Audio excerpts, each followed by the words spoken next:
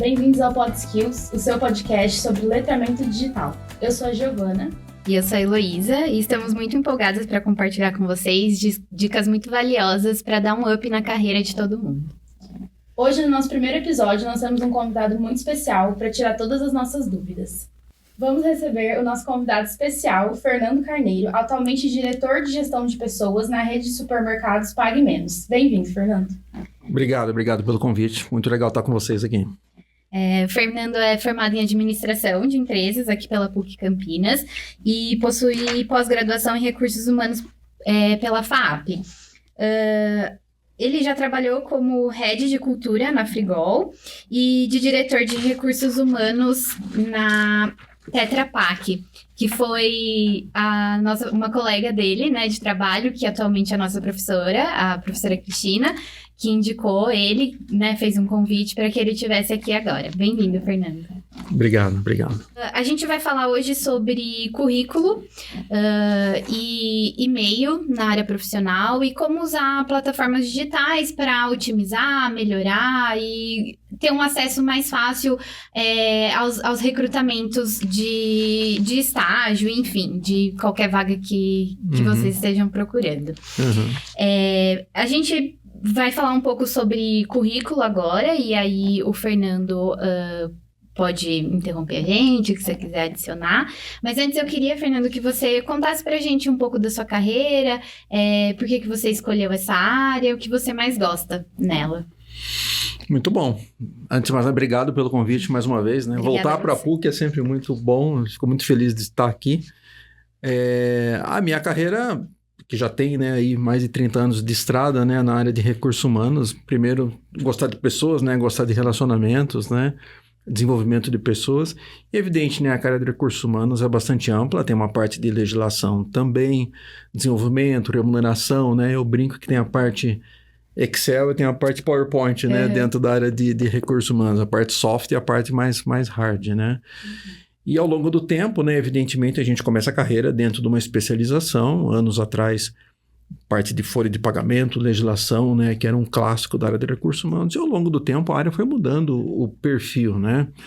Especialmente no sentido de que cada líder da companhia é o gestor de recursos humanos do seu próprio time, né? Então, a gente, como recursos humanos, foi se tornando muito mais um consultor, uma geração de políticas internas dentro das organizações e de sistemas, né? Ao longo do tempo, cresceu muito a importância dos sistemas, dos processos, dos softwares que você aplica dentro da organização para ajudar na gestão de pessoas, né? No Pague Menos, dando um exemplo já mais recente, esse ano a gente implementou um aplicativo chamado Impulse Up, né? De gestão de avaliação de desempenho, muito legal. A gente fez todo um processo de avaliação 360 graus, com inteligência artificial, com geração de PDIs, plano de desenvolvimento, né, de cada um, de feedback.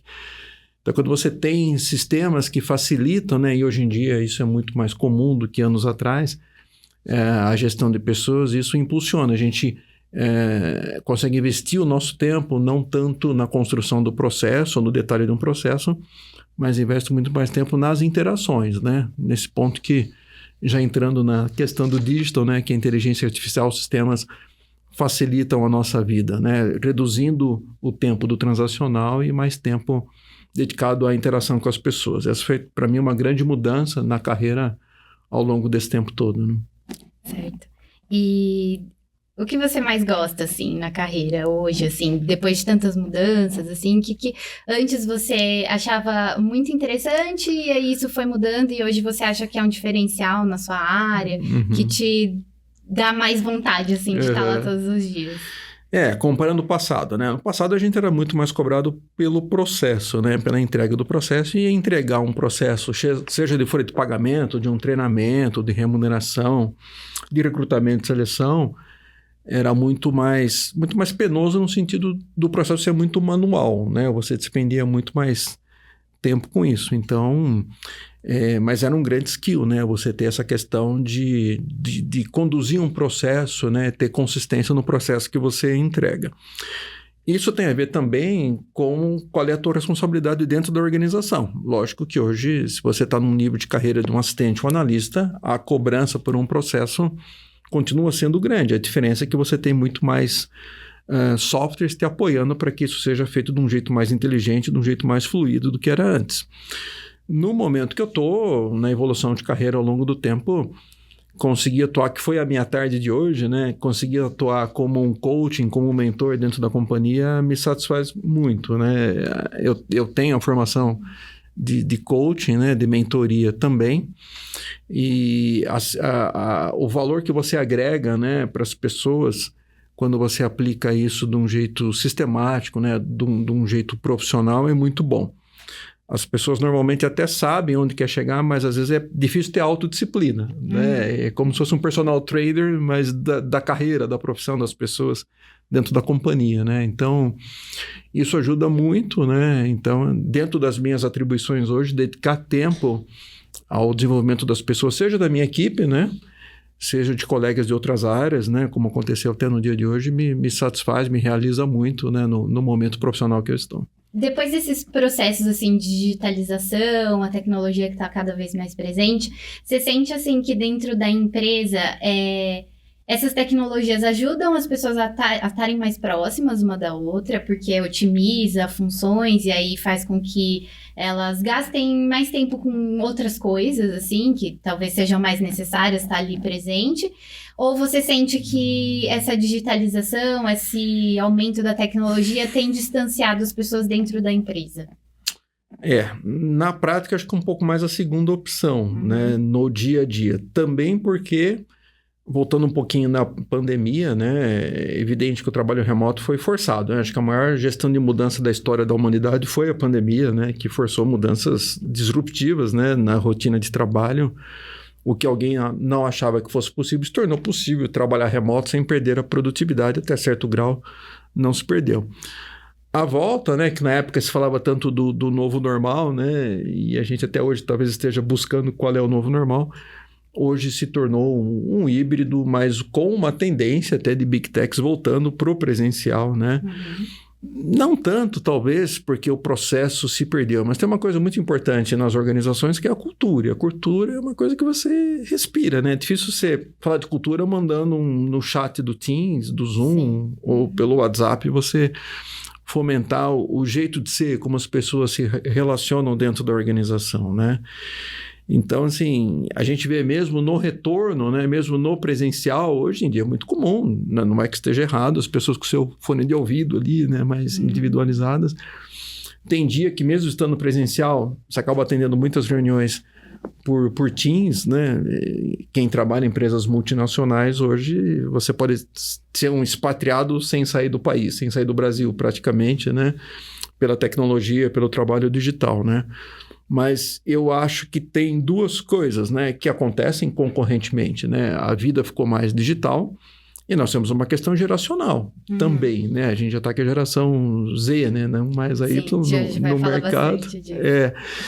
Que tem características diferentes, né? Do comportamento, da sociabilidade diferentes, não tem certo e errado nisso, né?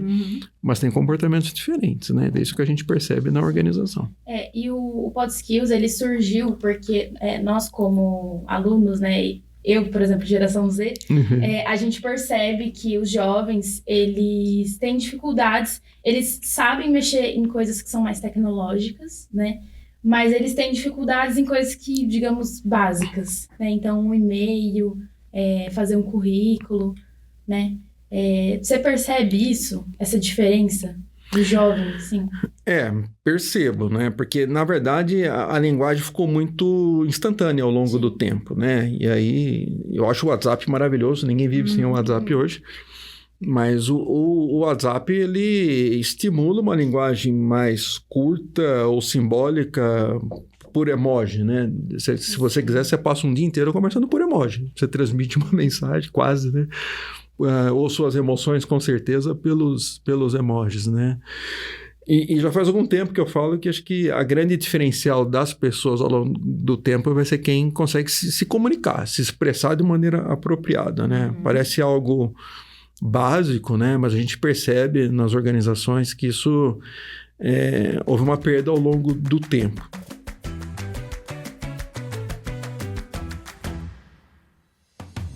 Acho que, somente por se tratar uma área de comunicação, Essa comunicação interpessoal acho que é um pilar importante. Além da bom relacionamento com pessoas para conseguir executar trabalhos em grupo, que envolve bastante isso na área. É uma eternidade, né? Eu falei para ela, desculpa, que o Teams é a minha terceira instância de ver mensagem na organização. Você procura terminar o dia zerando o WhatsApp, porque ele é o urgente ali na comunicação, né? Ele é um instantâneo. E tento, na medida do possível, responder todos os e-mails, porque, até pegando a tua pergunta, é onde a comunicação é mais formal, onde você registra alguma coisa que está acontecendo, onde você marca uma reunião, é onde você anexa um arquivo que é importante para algum processo de trabalho, né? A gente procura até criar algumas regras não escritas, né? Não anexar arquivos que são importantes para o trabalho no WhatsApp. Ele é mais informal, tem questão da LGPD, de proteção de dados, né? Então tem uma série de cuidados que são importantes no trânsito de comunicação dentro da empresa, né? Sim. Bom, acho que agora a gente vai começar as perguntas mais...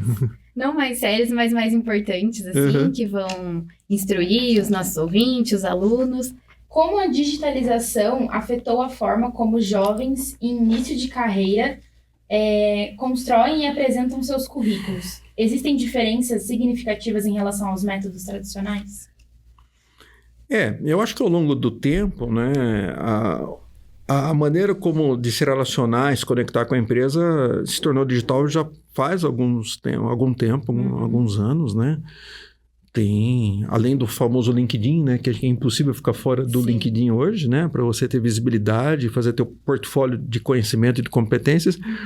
A gente convive com os currículos tradicionais ainda, né, que acabam sendo o seu portfólio de conhecimento, é o teu inventário de conhecimento, mas com cuidado cada vez maior, né, com a digitalização, com a forma e conteúdo, né? Eu acho que vocês são de uma geração, né, que eu sempre falo duas coisas, né? Eu acho que o currículo, né, tem que ter estética e tem que ter conteúdo. Né? Um currículo só com estética e sem conteúdo pode abrir as portas para o mercado, mas talvez não mantenha aberta. Já um currículo sem uma boa estética e com bom conteúdo pode não abrir a porta para o início de uma entrevista. Por quê?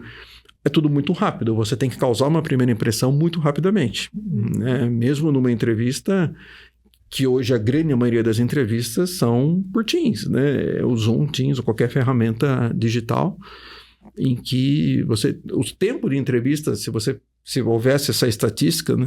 Talvez nenhuma empresa tenha hoje estatisticamente medido, o tempo de entrevista foi diminuindo ao longo do tempo, né? Ela se tornou remota, ela se tornou mais curta e muito mais assertiva e muito mais objetiva, né? Então, quem está sendo entrevistado tem que se preparar muito melhor dentro desse universo digital para contactar e para vender as suas ideias de uma maneira precisa. Em especial, né, como toda técnica de comunicação, nos primeiros minutos. Né? Você consegue prender a atenção do seu interlocutor sendo apropriado desde o primeiro momento. Né? Então, isso mudou bastante. Além do LinkedIn, lógico, hoje, por exemplo, nós usamos o Pandapé, nós usamos algumas ferramentas em que as pessoas cadastram o seu currículo e todo o processo acaba sendo digitalizado, né? Não só o processo de entrevista, mas depois de escolhido, o processo continua digitalizado. Não existe mais, hoje, documentação, não existe ainda, né? Mas em grande parte das empresas não existe mais documentação física circulando, né? Então, o digital se tornou de ponta a ponta, né? Tão importante quanto, né, dominar ferramentas que no processo de entrevistas é a pessoa fazer entrevista com mindset digital, que não significa ser especializado em TI, né? Mas ter uma cabeça digital, né, é super importante para qualquer atividade que se faça numa organização hoje, né? A gente havia falado sobre os e-mails, né, que a gente percebe, assim, que acho que mais a geração da Gi, porque eu ainda peguei essa transição, assim, do analógico para o digital, mas a gente percebe que os jovens têm um pouco de dificuldade na comunicação mais formal, justamente pelos emojis, por essa comunicação mais rápida, né, como você falou no começo. E aí eu queria saber, assim, qual é a importância de um e-mail profissional bem formatado e como isso influencia na primeira impressão, assim, do recrutador. Uhum. Tem alguns meios de comunicação informais, você se permite até uma linguagem mais informal, abreviações hoje, né? Porque a gente não tem mais paciência nem para digitar você mais, né? O V e o C apenas, assim vai.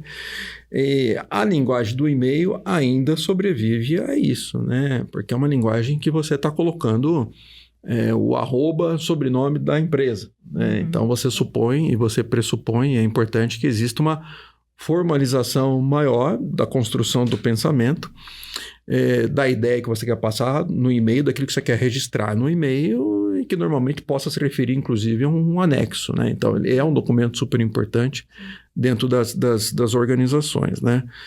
O grande ponto, né, que eu estava até discutindo isso hoje dentro da organização, é a diferença da linguagem do falado e do escrito, né? O quanto é muito importante a gente ter um cuidado na ideia que quer transmitir. Quando a gente está falando, a gente transmite uma emoção. Da maneira como eu estou interagindo com vocês, eu posso transmitir emoções diferentes com a mesma frase, né? No e-mail você não consegue diferenciar isso. No WhatsApp o emoji, né, ajuda um pouquinho até. No e-mail, né, ainda não é comum, né, usar tanto. Embora o e-mail hoje já tenha um joinha também, quando gosta de um e-mail, o Outlook já permite que se faça isso também, né? O Outlook, ou seja lá que e-mail usar, né? Mas a grande diferença é que existe ainda uma formalização na linguagem, no pensamento que você quer estar transmitindo quando do uso do e-mail de uma organização, né? Essa é a grande diferença em relação ao mais imediato e à informalidade da linguagem do WhatsApp, né? Então, a próxima pergunta era relacionada aos bancos de dados, né, e à inteligência artificial. Você tem alguma dica de como otimizar, talvez, o currículo para ele ser selecionado mesmo, né, nessa da inteligência artificial? Eu vou incluir mais uma coisa que eu estava pensando aqui. Hoje, com essa digitalização, enfim, com o acesso, os profissionais acabam sendo meio que multidisciplinares, né? Eles são mais plurais, assim. Tem como você fazer um currículo um único currículo, assim, que possa abranger mais do que um ofício, assim? Você acha que é possível fazer algo assim? Usando, né, a inteligência artificial, para que ela filtre, assim, não para uma vaga específica, mas para mais possibilidades. Entendi. É um desafio, né? Porque respondendo a primeira pergunta, né, para as pesquisas, né, muita pesquisa vai pela competência-chave que você tem que ter. No caso do LinkedIn, você tem, né, campo para preencher competência ou as suas experiências, né, que não tem a ver exatamente com o nome da empresa que você trabalha hoje. Você é geólogo, você é business partner, você é engenheiro, né? Então, tem algumas palavras-chave onde você cadastra, que é onde você vai ser buscado, né? Onde você vai ser procurado. A tua pergunta, né? Até eu estava lendo sobre isso recentemente, e é verdade, o teu currículo não é uma obra estanque, né? Não é uma obra que não se ajusta, né? Ele tem que ser adaptado, né, conforme a circunstância, conforme a proposta de trabalho que você busca. Sabendo que as pessoas, diferente da minha geração, que normalmente começava com uma profissão e normalmente seguia, né, naquela profissão, você vai ter várias profissões, várias carreiras ao longo da vida. E não só carreira, você vai trabalhar como engenheiro no varejo, na indústria, ou vai trabalhar como advogado, faz alguma coisa ou outra coisa depois, mas a maneira como você está vendendo o seu tempo, né? Se é CLT, se é um PJ, se é um trabalho intermitente, se é uma prestação de serviço, a maneira, né, de se colocar no mercado também mudou ao longo do tempo. Quando eu falo de fazer vários currículos, não significa várias personalidades, a pessoa é a mesma, né? Mas as competências e a ênfase na experiência que você teve, ela ser adaptada para a posição ou para o tipo de empresa que você está concorrendo, sim, né? Você não vai ter uma versão de currículo apenas, né? Isso é natural que seja assim. Inclusive, não só a versão do currículo, mas você vai ter um currículo, pode ser um one page, que é o teu portfólio vendido numa página só. você pode ter uma versão que é mais detalhada um pouco, porque você, naquela circunstância, você tem que transmitir um pouco melhor aquilo que você fazia, né? Então, assim, a coisa mais natural do mundo é que você tenha as várias versões de currículos, né? Colocando ênfase nas suas competências conforme a proposta de trabalho que tem à sua frente. Perfeito. Muito obrigada. Obrigada. Então, obrigado a vocês. Pela visita. Foi uma honra receber você aqui. Eu que agradeço. E é isso, pessoal. A gente encerra o primeiro episódio aqui e terão outros. A gente vai lançar no Spotify, todas as novidades nas nossas redes sociais. A gente vai deixar os links, tudo aqui embaixo. Obrigada, viu? Até lá.